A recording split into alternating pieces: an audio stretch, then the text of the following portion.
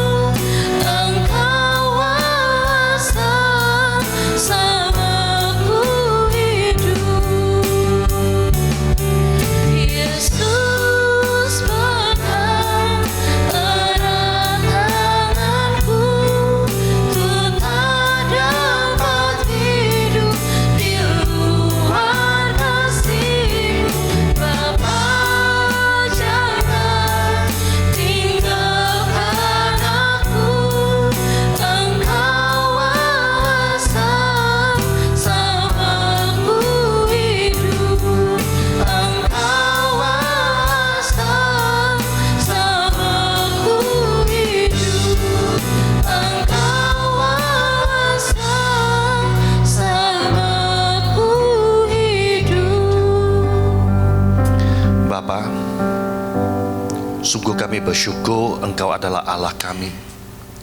Kami sungguh-sungguh berterima kasih kami dilayakkan untuk menjadi anak-Mu. memanggil Engkau Bapa kami.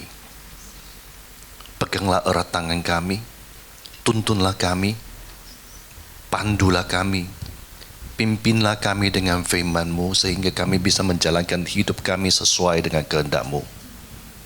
Biarlah firman-Mu mengajar kami, sekiranya ada kesalahan di dalam diri kami, biarlah firman-Mu yang memperbaiki sikap, tingkah, karakter, bahkan kelakuan kami Tuhan. Bicara kepada kami setiap secara pribadi, dan biarlah firman-Mu yang bisa menguatkan dan memampukan kami menjalankan hidup kami bersama dengan Engkau Tuhan. Di dalam nama Tuhan Yesus kami berdoa. Amin. Shalom. Selamat pagi. Izinkan saya perkenalkan diri saya. Nama saya Hiu Chong Ji. Tidak usah bingung, namanya panjang, kedengaran seperti nama Tionghoa. Saya bukan warga negara Indonesia, saya aslinya berasal dari Malaysia. Supaya Bapak dan Ibu gampang ingat nama saya, ingat aja hiu, cukup hiu. Kalau masih susah, ingat aja ikan hiu yang di laut itu. Ya. Saya hari ini datang dari Surabaya bersama dengan istri saya Jenny. Alasan saya berada di Surabaya karena istri, saya orang Surabaya. Saya punya 3 anak. Anak yang pertama pria, sekarang berada di New Zealand, barusan lulus tahun kemarin dan sudah mulai bekerja di New Zealand. Anak kedua seorang wanita, cewek di Surabaya, masih kuliah. Yang ketiga baru umur 14, 3 anak. Saya melayani sebuah gereja kecil di Surabaya, namanya GBI Blessing Center. Selain dari itu, saya juga terlibat di PPD GBI Surabaya di bidang misi. Saya dengar dari Pak Hari ada teman yang bermisi di Sumba hadir hari ini. Boleh saya tahu siapa? Oh, Pahan. Salam kenal, nanti kita bisa bicara lagi. Saya beberapa waktu yang lalu berkunjung ke Sumba dengan satu STT. Bahasa Indonesia saya lumayan ya. Ya. Bolehlah, lumayan, sudah lumayan. Kata orang, bahasa Indonesia saya sudah cukup bagus, bisa dimengerti. Nyanyi saya juga bagus, tapi lebih bagus anak-anak saya kata jangan menyanyi. Fau semua. Saya hari ini ingin kita belajar sesuatu dari Kisah Para Rasul pasal 2. Saya merasa umat gereja, jemaat gereja perlu learn dan unlearn. Ada sesuatu yang baru. Bagi jemaat yang biasanya sudah mempelajari Alkitab, Anda pasti tahu Kisah Para Rasul pasal 2 itu mengenai pencurahan Roh Kudus. Boleh kita buka bersama Kisah Para Rasul pasal 2. Kita akan membaca beberapa dan nanti setelah ini Anda bisa pulang dan menggali lebih dalam lagi. Saya tidak akan membaca semuanya dulu, mungkin saya akan membahas beberapa ayat per ayat. Yang pertama, Kisah Para Rasul pasal 2 ayat 1. Kisah Para Rasul pasal 2 ayat 1. Ketika tiba hari Pentakosta, semua orang percaya berkumpul di satu tempat. Saya ingin bertanya, pagi hari ini yang terkumpul sini semua orang percaya? Ada yang belum percaya? Kalau ada yang belum percaya, nanti setelah selesai ibadah kita ngobrol bersama dulu. Ya, saya ingin memperkenalkan Allah saya kepada Anda. Hari Pentakosta, semua orang percaya berkumpul di satu tempat. Pentakosta hari ini kita tahu sebagai umat gereja, kita tahu hari Pentakosta adalah hari pencurahan Roh Kudus. Tapi sesungguhnya kalau kita pelajari perjanjian lama, hari Pentakosta itu beda artinya. Bisa buka Ulangan pasal 16 ayat 9. Ulangan pasal 16 ayat 9.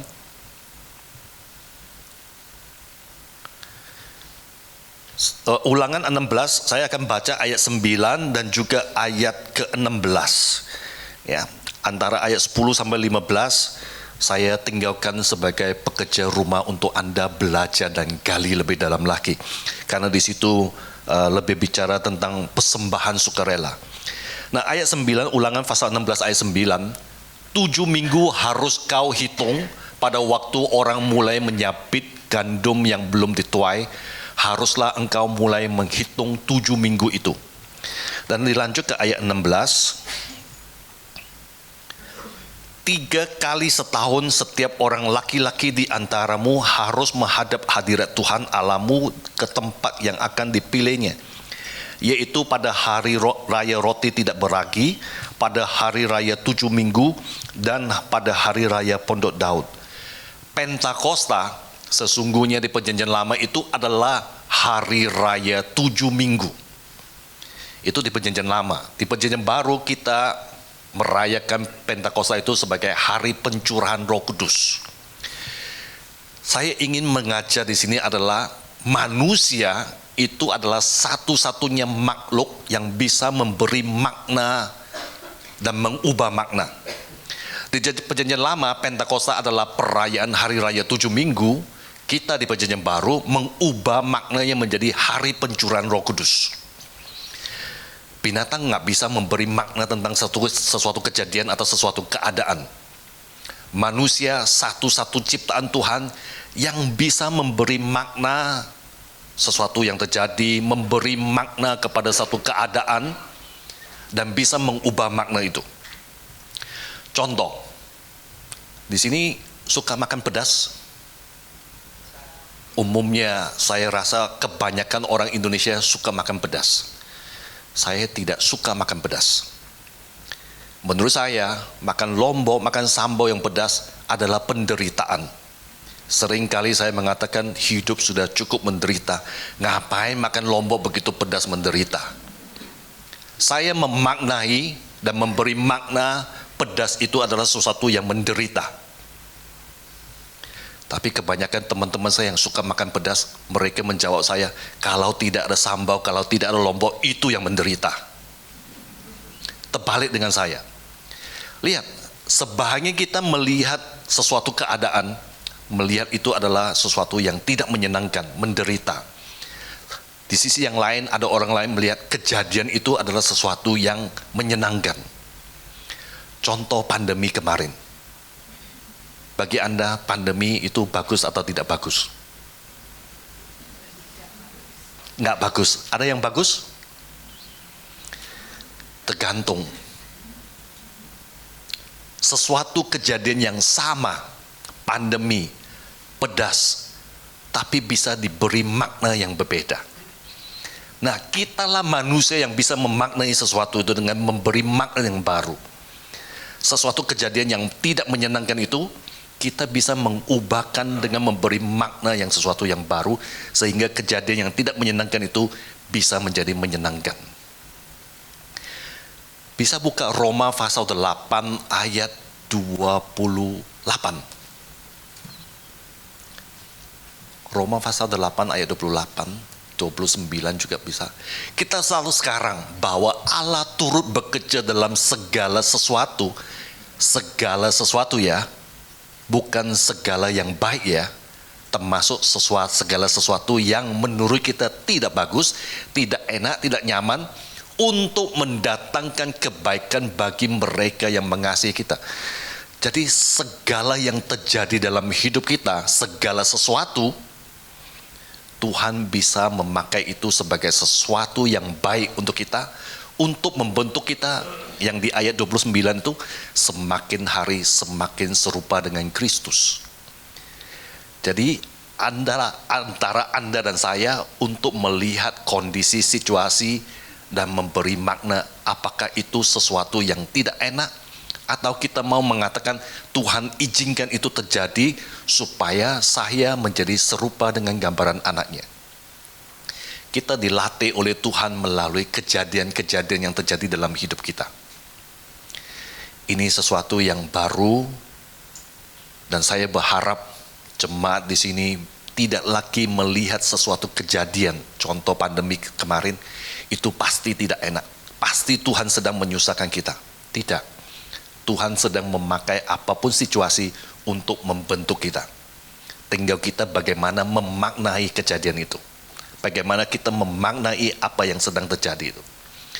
Pandemi umumnya orang mengatakan tidak enak. Tapi apotek tempat yang menjual masker, tempat yang menjual sanitizer, mereka mengatakan enak. Saya kadang-kadang enak, kadang-kadang nggak enak. Nggak enaknya karena perusahaan saya juga harus tutup, harus sepi, nggak enak. Tapi kalau saya kadang-kadang keluar naik mobil jalan macet, saya ngomong lebih enak pandemi. Karena pandemi jalannya sepi. Nah, tinggal kita bagaimana memaknai kejadian itu. Kembali kepada diri kita masing-masing. Firman Tuhan mengatakan kita ini tidak perlu positive thinking. Positive thinking itu lebih ke arah sesuatu yang tidak baik, kita memaknai sesuatu itu dengan baik meskipun tidak baik. Tapi firman Tuhan mengatakan kita harus the right thinking. Tuhan izinkan itu terjadi adalah untuk membentuk kita, supaya semakin hari kita semakin serupa dengan Kristus. Jadi mungkin hari Pentakosta yang kita sudah memberi makna yang baru, kita juga bisa relearn, mempelajari sesuatu yang baru dari Pentakosta ini, yaitu apapun yang terjadi dalam hidup kita, apapun situasi itu, kita bisa memberi makna yang baru, sehingga kita tidak lagi terlukai oleh apa yang terjadi itu. Saya lanjut di Kisah Para Rasul pasal 2. Kisah Para Rasul pasal 2 ayat 2, 3 dan 4. Tiba-tiba turunlah dari langit suatu bunyi seperti tiupan angin keras yang memenuhi seluruh rumah di mana mereka duduk, dan tampaklah kepada mereka lidah-lidah seperti nyala api yang bertebaran dan hingga pada mereka masing-masing. Maka penuhlah mereka dengan Roh Kudus, lalu mereka mulai berkata-kata dalam bahasa-bahasa lain seperti yang diberikan oleh Roh itu kepada mereka untuk mengatakannya. Saya dulu pernah mendengarkan banyak teman-teman mengatakan kejadian di pasal 2 ini adalah pencurahan Roh Kudus, sehingga orang-orang di sana berbicara dalam bahasa roh. Tapi coba Anda perhatikan di ayat ayat keempat. Maka penuhlah mereka dengan Roh Kudus, benar ini pencurahan Roh Kudus, lalu mereka mulai berkata-kata dalam bahasa-bahasa lain seperti yang diberikan oleh Roh itu kepada mereka untuk mengatakannya. Bahasa-bahasa yang lain. Kita lanjut dulu, nanti saya akan bicarakan tentang lebih lanjut tentang bahasa-bahasa yang lain. Ayat 5. Waktu itu di Yerusalem diam orang-orang Yahudi yang saleh dari segala bangsa di bawah kolong langit. Ketika turun bunyi itu, berkerumunlah orang banyak. Mereka bingung karena mereka masing-masing mendengar rasul-rasul itu berkata-kata dalam bahasa mereka sendiri. Kalau saya membaca ayat ini, saya tidak yakin bahasa roh yang seringkali kita dengarkan di satu tempat tertentu itu bukan bahasa roh yang dikatakan oleh Kisah Para Rasul pasal 2. Kisah Para Rasul pasal 2 ini jelas mengatakan mereka bingung karena mereka masing-masing mendengarkan rasul-rasul itu berkata-kata dalam bahasa mereka sendiri. Dan saya lanjutkan ayat 7, 8 dan 9. Mereka semua tercengang-cengang dan mereka heran lalu berkata, bukankah mereka semua yang berkata-kata itu orang Galilea? Bagaimana mungkin kita masing-masing mendengar mereka berkata-kata dalam bahasa kita sendiri, yaitu bahasa yang kita pakai di negeri asal kita?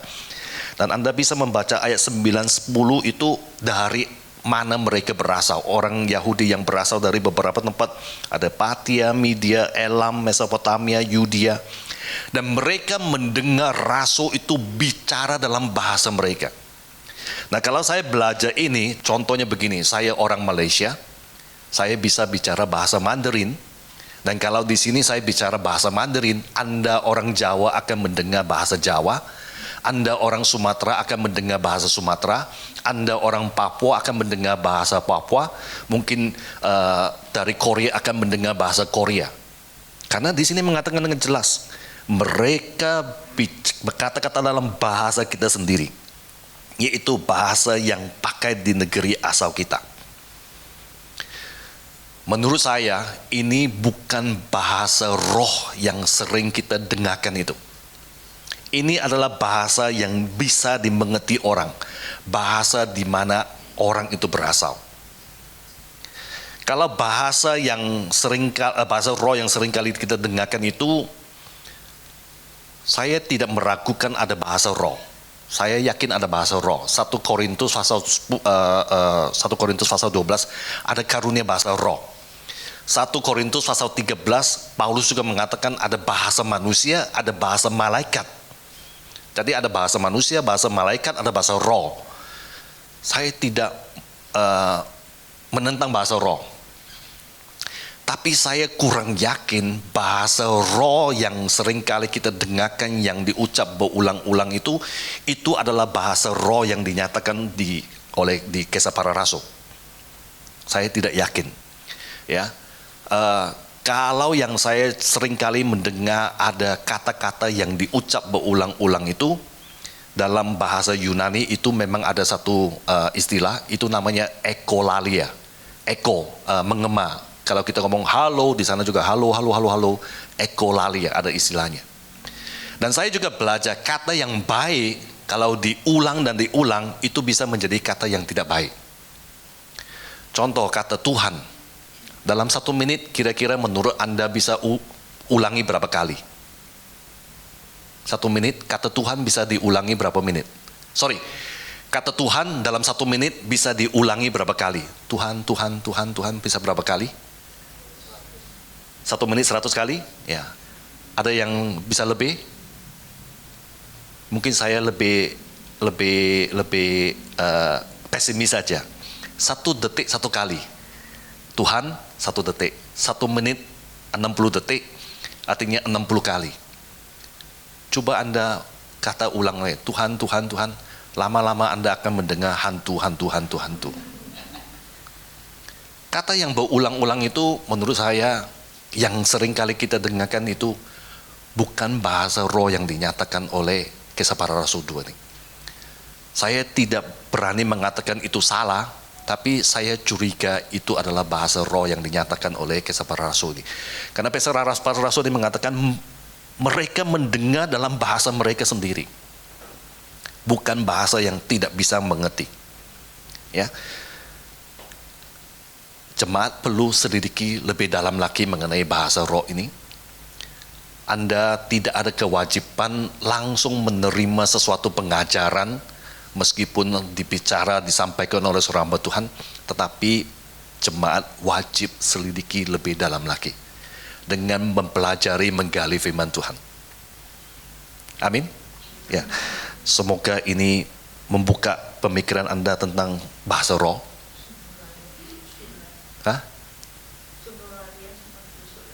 Ya, mungkin itu adalah istilah Yunani yang baru. Yang ada lagi akolaria. Kalau senolaria itu saya bicara bahasa Mandarin, Anda mendengar bahasa tempat asal Anda. Itu akolalia. Kalau saya bicara bahasa Mandarin, Anda mendengar bahasa Anda sudah. Senolalia itu mendengarkan sesuatu bahasa yang belum pernah kita tahu. Tiba-tiba ngomong, tidak pernah belajar bahasa Rusia, tiba-tiba bicara bahasa Rusia. Itu ada istilahnya. Itu tentang bahasa ini. Tapi saya cukup yakin bahwa yang disampaikan di Kisah Para Rasul ini adalah bahasa yang dimengerti oleh manusia. Meskipun bahasanya antara yang berbicara dengan yang mendengar itu adalah bahasa yang berbeda, itu adalah bahasa yang bisa dimengerti orang. Saya yakin itu adalah bahasa roh, cuman bukan bahasa roh yang sering kali kita dengarkan yang ada kata-kata tertentu yang diucapkan berulang-ulang. Untuk yang bahasa manusia dengan bahasa malaikat itu di 1 Korintus pasal 13 ayat 1, nanti Anda bisa mencatat, ya. Saya lanjutkan itu. Nah, di ayat 13, Kisah Para Rasul pasal 2 ayat 14. Maka bangkitlah Petrus berdiri dengan ke-11 rasul itu dan dengan suara nyaring ia berkata kepada mereka, "Hai kamu orang Yahudi dan kamu semua orang yang tinggal di Yerusalem, ketahuilah dan camkanlah perkataanku ini. Nah, kalau Anda melihat Petrus sebagai wakil Tuhan di bumi, dengan berani, dengan nyaring berdiri, bangkit berdiri, dan mulai mengajar. Ya, kalau bahasa hari ini, Petrus mulai bangkit berdiri dan khotbah kepada orang-orang yang di sana. Dari ayat 14 sampai ayat 36, itu adalah khotbahnya atau pengajarannya dari Petrus. Petrus mengajar dari kitab Yoel tentang apa yang sedang terjadi. Nah, hari ini saya tidak membahas tentang khotbahnya Petrus, tapi kita mulai buka dari ayat ke-36 itu adalah akhir dari khotbah Petrus. Ayat 37 adalah respon dari orang Yahudi di sana. Kisah Para Rasul pasal 2 ayat 37. Ketika mereka mendengarkan hal itu, hati mereka sangat terharu. Lalu mereka bertanya kepada Petrus dan rasul-rasul, apakah yang harus kami perbuat, saudara-saudara? Sebagai hamba Tuhan, sebagai seorang yang memberitakan kebenaran firman Tuhan, dan saya berharap kebenaran yang saya beritakan itu akan membuat para pendengar, para jemaat mendengar, hati Anda menjadi terharu dan mulai timbul pertanyaan seperti orang Yahudi yang terkumpul di Kisah Para Rasul ini. Apa yang kami harus perbuat dengan firman yang kami dengarkan itu? Apa yang perlu kita lakukan dengan firman yang kita barusan dengar itu? Itu yang perlu Anda dan Anda harus menimbulkan satu keinginan tahu apa yang perlu dilakukan. Sehingga satu hari Anda akan mengatakan, firmanlah yang mengubah sikap saya, firmanlah yang mengubah saya. Pemberitaan firman itu diharapkan dari siapapun yang di mimbar ini. Selalu kita mengharapkan pemberitaan firman itulah yang mengubahkan orang yang mendengar. Petrus di ayat 38, sekali lagi Petrus ini berani menjawab. Petrus ini menjawab, ada dua hal yang perlu dilakukan, kata Petrus. Jawab Petrus kepada mereka, bertobatlah dan hendaklah kamu masing-masing memberi dirimu dibaptis dalam nama Yesus Kristus untuk pengampunan dosamu, maka kamu akan menerima karunia Roh Kudus. Setelah mendengar firman Tuhan, ada dua hal yang dilakukan. Yang pertama, bertobatlah dan hendaklah kamu masing-masing memberi dirimu dibaptis dalam nama Yesus Kristus. Bertobatlah. Ketika Anda mendengar firman Tuhan, Anda tidak punya kewajiban langsung menerima. Tetapi Anda punya kewajiban untuk menggali, menselidiki lebih dalam lagi firman itu, sehingga Anda yakin bahwa pemberitaan firman itu adalah benar. Dan kalau Anda memiliki sikap, tingkah, kelakuan atau apapun dalam diri Anda yang tidak sesuai dengan firman Tuhan yang sudah Anda yakin dengan benar, maka respon Anda adalah harus bertobat, menyesuaikan diri Anda dengan firman. Sekali lagi saya ingin berkata, sebagai jemaat tidak ada kewajiban langsung menerima firman itu, tetapi punya kewajiban untuk pelajari, selidiki lebih dalam sampai Anda yakin bahwa pemberitaan firman itu adalah kebenaran dari Tuhan. Maka kalau Anda menemui sesuatu di dalam diri Anda, mungkin itu sikap, kelakuan, karakter atau apapun yang tidak sesuai dengan firman itu, maka Andalah yang perlu bertobat. Kita tidak bisa mengatakan, Tuhan, Engkau ciptakan saya begini, ya ini saya. Tuhan, inilah sikap saya. Tidak. Justru firmanlah yang membentuk kita. Kitalah yang harus sesuai dengan firman Tuhan. Kalau tidak sesuai, maka kita perlu bertobat.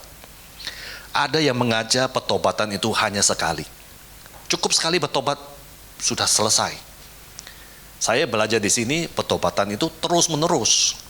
Setiap kali kita baca firman Tuhan, setiap kali kita mendengar kebenaran firman Tuhan, kalau ada yang tidak sesuai, maka kita perlu bertobat untuk menyesuaikan firman Tuhan. Karena Tuhan juga seringkali berbicara kepada kita, mengubah kita melalui firman-Nya. Kalau firman yang kita baca dan kita yakinnya adalah firman Tuhan, tetapi kalau kita tidak bertobat, kita perlu was-was Jangan sampai Tuhan yang turun tangan. Di sini kebanyakan adalah orang tua ya. Punya anak. Kalau anak dibilangin 1 kali, oh nggak mau nurut. Nggak apa-apa, dibilangin 2 kali, nggak mau nurut. Kalau sudah 3-4 kali, disiplin yang dijalankan. Demikian juga dengan Bapa kita di surga. Kalau kita mendengar, membaca, merenungkan firman-Nya, tapi tidak mau menurut firman-Nya, kita diingatkan lagi, dibaca, merenung lagi firman Tuhan, nggak mau nurut lagi. Jangan-jangan nanti Tuhan yang turun tangan untuk disiplin kita, itu pasti tidak enak.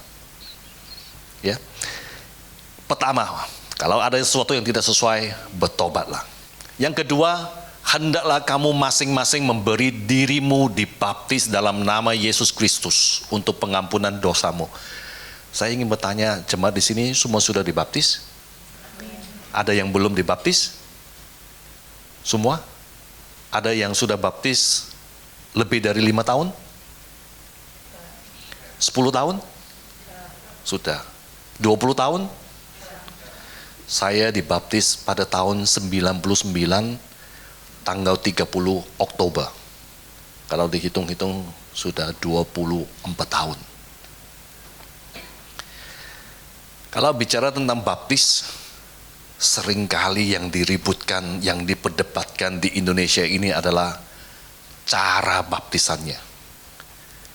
Gereja GBI yakin dan mempercaya baptisan selam. Ada gereja yang lain percaya dan yakin baptisan pecik. Saya dibaptis di Malaysia bukan selam, bukan pecik, tapi disiram. Jadi metode baru lagi. Maksud saya disiram itu berapa waktu yang lalu saya dikasih tahu itu bukan siram, itu guyu. Tapi saya nggak bisa ngomong saya ini cadel. Kalau mau ngomong guyu saya kena ambil gayung seperti itu disiram dari kepala seperti mandi itu disiram. Itu cara baptisan saya di Presbyterian di Malaysia. Seringkali kita peributkan tentang metode baptisan. Kalau kita membaca ayat di sini, hendaklah kamu masing-masing memberi dirimu dibaptis dalam nama Yesus. Ada 2 hal yang perlu dipertanyakan. Apakah Anda dibaptis di dalam nama Yesus? Dan setelah sekian lama Anda dibaptis, apakah Anda pernah menghidupi baptisan Anda? Atau Anda menganggap, oh baptisan itu adalah satu upacara ritual, saya pernah melalui baptisan, saya sudah dibaptis, saya sudah bisa lupakan baptis. Tapi apakah pernah Anda menghidupi dan menghayati baptisan Anda? Selama puluhan tahun, saya tadi mengatakan 24 tahun saya sudah dibaptis, mungkin lebih dari separuh dari 24 tahun ini, saya nggak pernah menghidupi dan menghayati baptisan. Apa itu baptisan? Upacara? Ritual? Metode? Coba kita buka Roma pasal 6. Saya ingin mengatakan baptisan itu adalah menghayati dan menghidupi kebersatuan dengan Kristus. Sudahkah Anda menghidupi dan menghayati kebersatuan dengan Kristus? Roma pasal 6 ayat 3, 4, 5, 6 gitu. Ini Paulus bicara tentang baptisan. Roma pasal 6 ayat 3 ya. Ya. Roma pasal 6 ayat 3. Atau tidak tahukah kamu bahwa kita semua yang telah dibaptis dalam Kristus, tadi saya sudah tanya ya, semua di sini sudah baptis ya. Tapi bukan dalam yang lain kan, dalam Kristus kan? Ya. Semua kita. Jadi ini bicara tentang kita. Bahwa kita semua yang telah dibaptis dalam Kristus, telah dibaptis dalam kematiannya. Sudahkah Anda menjadi satu dalam kematiannya? Dengan demikian kita telah dikuburkan bersama-sama dengan Dia oleh baptisan dalam kematian, supaya sama seperti Kristus telah dibangkitkan dari antara orang mati oleh kemuliaan Bapa, demikian juga kita akan hidup dalam hidup yang baru.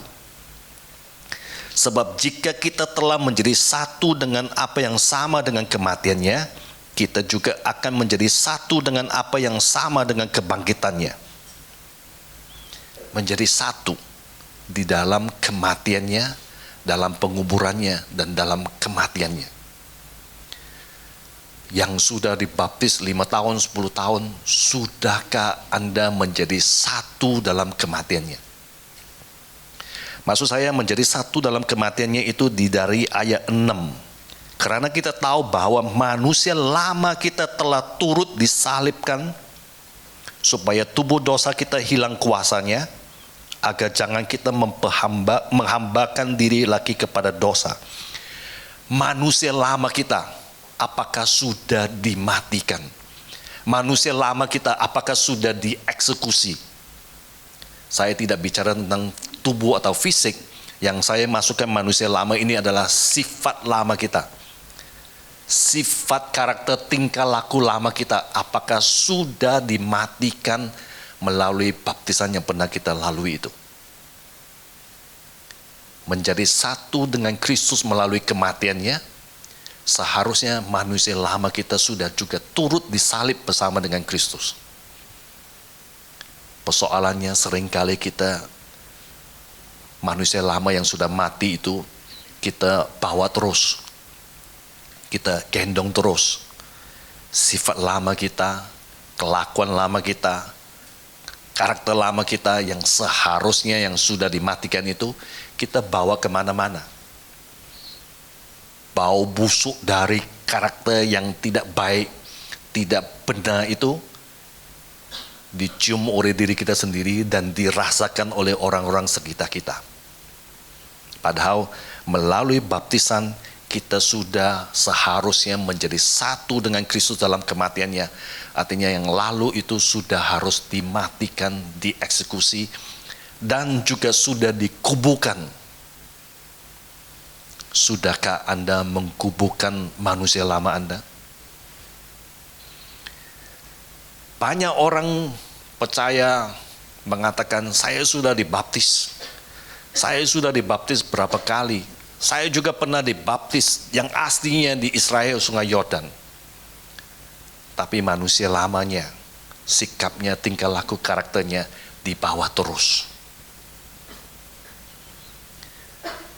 Baptisan air, menurut saya ritual, metode itu penting. Tetapi bukan prioritas. Prioritasnya adalah apakah kita ini sudah menjalankan hidup kita menjadi satu dengan Kristus.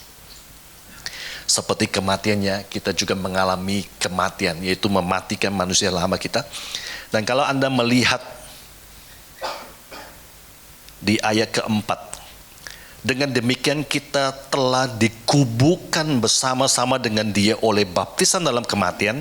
Seharusnya manusia lama kita ini sudah mati, dikuburkan, supaya sama seperti Kristus telah bangkit dari antara orang mati oleh kemuliaan Bapa, demikian juga kita akan hidup dalam hidup yang baru.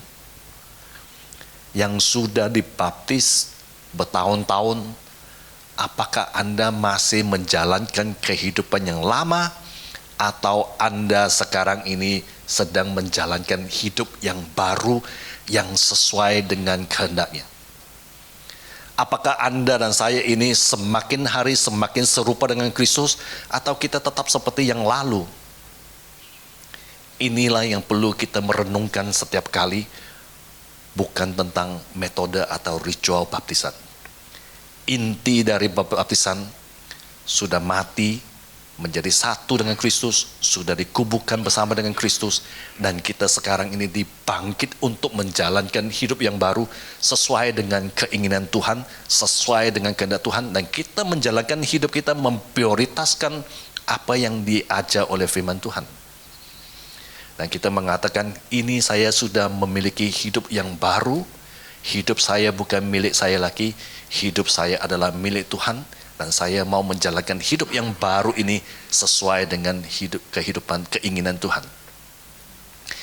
Itu yang perlu kita renungkan mengenai baptisan. Mungkin Anda selama ini sudah mengalami baptisan puluhan tahun yang lalu.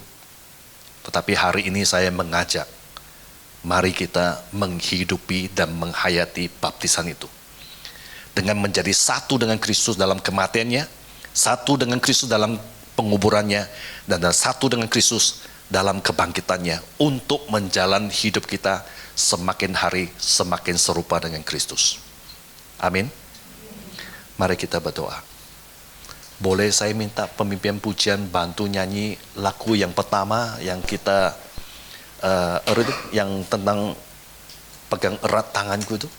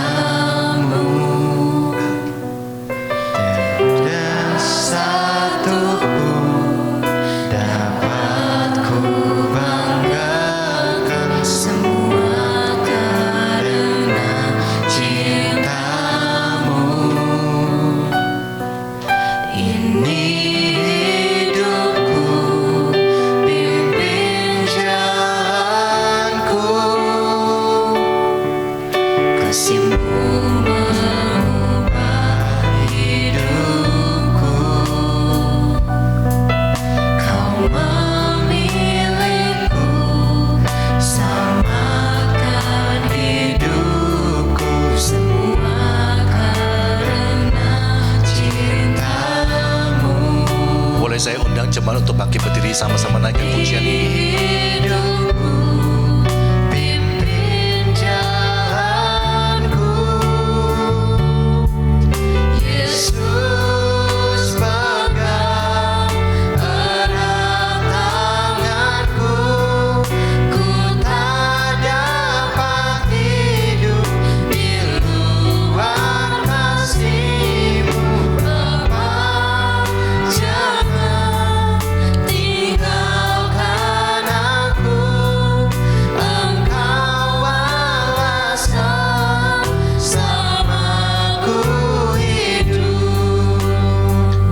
Musik saja.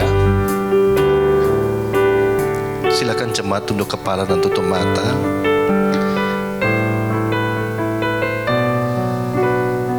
Dan mungkin coba renungkan yang selama Anda membaca firman Tuhan, mendengar pemberitaan firman Tuhan, dan firman itu menyatakan ada sesuatu di dalam diri Anda yang tidak sesuai, dan sampai hari ini Anda masih belum mau menerima firman Tuhan itu. Hari ini kita mendengar ketika ada sesuatu yang tidak sesuai dalam hidup kita, maka kita perlu bertobat. Kalau selama ini Anda belum bertobat setelah Anda mendengar, membaca, merenungkan firman Tuhan, silakan ambil waktu sebentar, datang kepada Tuhan secara pribadi. Berdoalah kepada Tuhan.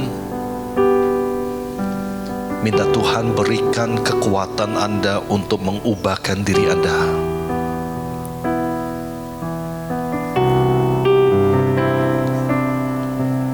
Mungkin juga ada yang diingatkan oleh satu ayat dalam Alkitab, dan ayat ini sedang menyatakan sesuatu kesalahan dalam diri Anda. Mungkin Anda disadarkan melalui firman itu untuk mengubahkan diri Anda.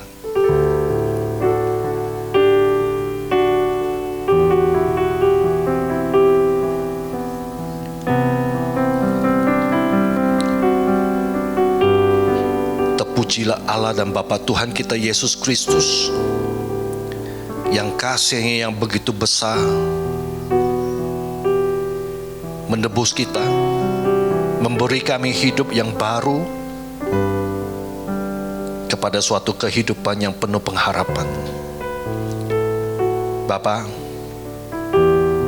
kami yang sudah dibaptis di dalam nama Yesus seringkali tidak menjalankan kehidupan yang baru yang Engkau berikan itu, Tuhan. Pagi hari ini kami belajar melalui baptisan kami menjadi satu dengan Kristus melalui kematiannya, penguburannya, dan kebangkitannya. Seharusnya setelah kami mengalami baptisan, kami mulai menjalankan hidup yang baru di dalam Engkau, Tuhan. Tapi seringkali kami tidak melakukan itu. Kami mau menjalankan hidup kami sesuai dengan keinginan kami. Pagi hari ini kami belajar, kami perlu untuk menjalankan hidup kami sesuai dengan Engkau, Tuhan. Kami berseru, kami berdoa, memohon Engkau memberikan kami kemampuan untuk melakukan itu. Inilah doa kami, Tuhan. Jemaat GBI Hope, seringkali persoalan terjadi dalam hidup kita disebabkan oleh dua hal. Yang satu, akibat dari kesalahan kita, akibat kita melakukan dosa. Sekiranya Anda hari ini mengalami sesuatu persoalan, pergumulan, masalah, itu adalah akibat dari perbuatan, akibat dari dosa, maka yang perlu Anda lakukan adalah bertobat. Saya memberi waktu Anda sebentar. Sekiranya Anda sedang mengalami persoalan, masalah, pergumulan karena bersalah, berdosa, datanglah kepada Tuhan secara pribadi, minta pengampunan dan bertobat. Firman Tuhan berkata, 2-3 orang berkumpul di dalam nama Dia, Dia hadir di tengah-tengah kita. Kami pagi hari ini puluhan orang berkumpul di dalam nama Dia. Saya sangat yakin dan percaya Tuhan hadir di tengah-tengah kita. Sampaikan permohonan maaf Anda, permohonan ampun Anda kepada Tuhan yang hadir di sini. Sekiranya ada sesuatu yang Anda lakukan yang salah atau berdosa. Kalau persoalan itu timbul karena kesalahan, maka respon kita adalah bertobat dan kembali kepada rencana Tuhan dan berterima kasih kepada Tuhan. Tuhan izinkan persoalan, masalah, pergumulan terjadi itu untuk menggoncangkan kita untuk kembali kepada jalannya. Berterima kasihlah kepada Tuhan.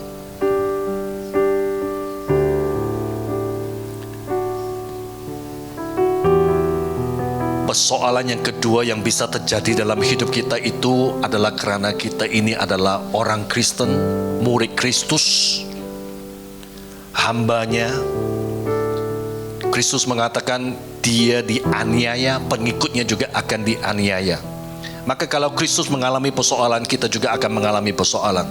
Sekiranya Anda selidiki diri Anda dan tidak menemukan ada sesuatu kesalahan, tidak menemukan ada dosa, maka besar kemungkinan Anda sedang mengalami sesuatu ujian dari Tuhan. Kalau itu yang sedang Anda mengalami, maka respon Anda adalah bersyukur bahwa Anda dilayakkan untuk menjadi muridnya, dilayakkan untuk menjadi anaknya, dan sekarang Anda sudah sedang diuji untuk naik kelas. Kalau itu yang sedang terjadi, silakan sampaikan ucapan syukur Anda kepada Tuhan. 1 Petrus pasal 1 ayat 5 berkatakan, yang dipelihara dalam kekuatan Allah. Karena imanmu sementara kamu menantikan keselamatan yang telah tersedia untuk dinyatakan pada akhir zaman.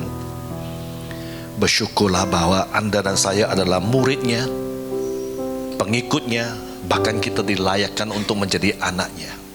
Sampaikan ucapan syukur Anda kepada Tuhan hari ini. Bapa, inilah kami umat-Mu. Kami bersyukur pada pagi hari ini. Kami diingatkan kami sudah mati, manusia lama kita sudah mati. Dan hari ini kami dibangkitkan, kami dilayakkan untuk memanggil Engkau Bapa. Kami bersyukur apapun yang terjadi dalam hidup kami bisa dan sanggup memberi makna yang baru apapun yang terjadi itu. Kalau kejadian yang tidak menyenangkan itu akibat dari kesalahan kita, maka kita datang kepada Engkau dan Tuhan tolong ampunilah setiap kami yang melakukan kesalahan, melakukan dosa di hadapan Engkau Tuhan.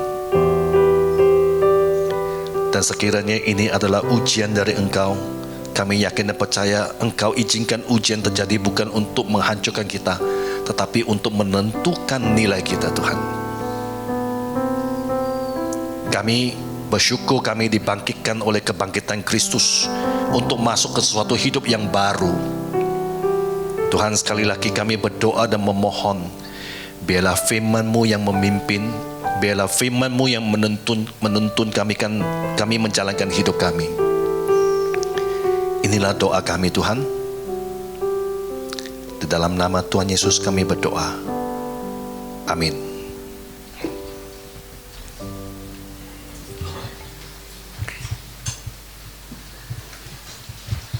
Shalom, selamat pagi. Atas nama GB House of Peace, kami mengucapkan terima kasih banyak atas pelayanan Pendeta Yu Chong Chi. Tuhan Yesus memberkati, Pak. Saya masuk ke dalam pengumuman. Bagi jemaat yang ingin memberikan persembahan, dapat melakukannya setelah ibadah selesai dengan cara memasukkan amplop persembahan ke dalam kotak persembahan yang tersedia di belakang. Ibadah hari ini dapat diikuti secara online melalui YouTube, yang nanti linknya akan dibagikan melalui grup Telegram gereja kurang lebih pukul 1 siang. Untuk meningkatkan hubungan yang intim dengan Tuhan, gereja mengajak seluruh jemaat untuk bersama-sama menyembah Tuhan di rumah masing-masing setiap jam 8 malam. Saudara dapat mengajak seluruh anggota keluarga untuk terlibat dalam penyembahan. Selanjutnya, untuk doa malam diadakan setiap hari Rabu pada pukul 7 malam. Bagi Bapak Ibu yang ingin menghadiri doa malam, harap hadir 15 menit sebelum doa malam dimulai. Untuk hari Kamis ini, tanggal 17 Agustus 2023, kelas pendalaman Alkitab diliburkan ya. Selanjutnya untuk Komsel Dewasa Muda diadakan setiap hari Sabtu, jam 3:30 sore. Dan dari Dewasa Muda GB Hope, kami juga akan mengadakan ibadah spesial dengan tema The Next Level, yang akan diadakan pada hari Jumat 25 Agustus 2023, jam 5 sore. Informasi lengkapnya dapat dilihat di poster, nanti akan dibagikan juga melalui grup Telegram gereja. Untuk itu kami mengajak untuk saudara yang mungkin punya kenalan atau mungkin saudara atau mungkin anaknya yang berusia 15-25 tahun dan belum memiliki komunitas rohani untuk mengikuti ibadah spesial ini. Nanti untuk pendaftarannya dapat mengisi form digital yang ada di link di poster, dan informasi lebih lanjut nanti juga bisa menghubungi kontak person yang ada di poster ya, atas nama Nael gitu. Mungkin ada tambahan pengumuman dari Pak Gembala? Ya, 30 detik aja saudaraku. Seperti yang sudah tahu bahwa tanggal 17 September sudah ada ibadah khusus. Nah, sampai hari ini yang mendaftar di kebaktian pagi 58 orang, sedangkan yang mendaftar di kebaktian sore 72 orang. Nah, bila mana nanti kebaktian sore ini ternyata overload, maka akan dimasukkan ke yang pagi ya. Karena sudah ada beberapa orang pesan kursi mau mengajak temannya, kemungkinan besar yang sore ini akan membludak ya. Jadi bagi saudara yang mau hadir kebaktian pagi, tolong segera daftar sebelum kuotanya terisi penuh. Terima kasih. Baik, itu aja untuk pengumuman.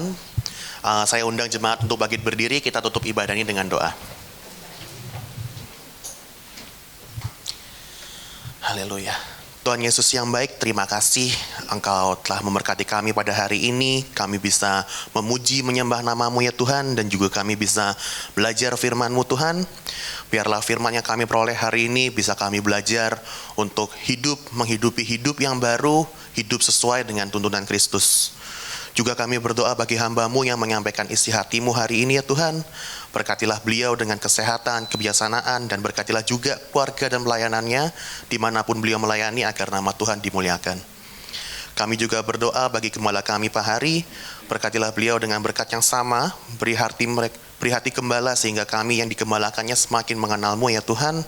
Berkati juga istri dan anak-anaknya serta pelayanannya dimanapun itu sehingga dapat terus memuliakan nama-Mu ya Tuhan.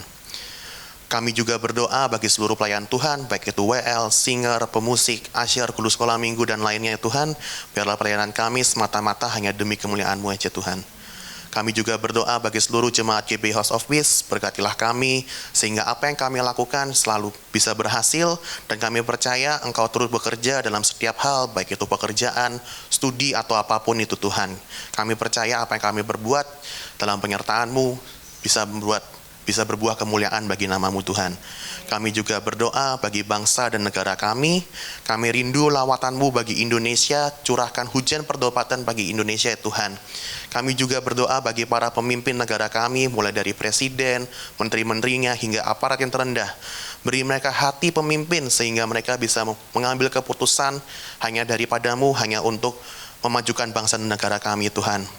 Berkati juga persembahan kami, agar kami dapat memberi dengan hati yang tulus, dan agar persembahan ini bisa menjadi alat untuk memperlebar kerajaan-Mu ya Tuhan. Terima kasih Tuhan, Engkau sangat baik. Sebentar kami akan pulang, kami siap menerima berkat daripada-Mu. Mari angkat tangan tira dan arahkan hatimu kepada Bapa di surga.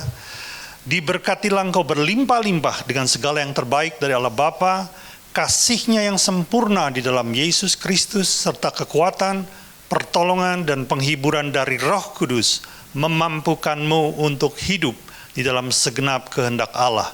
Kita yang sudah menerima semuanya itu sama-sama kita katakan amin. Tuhan memberkati.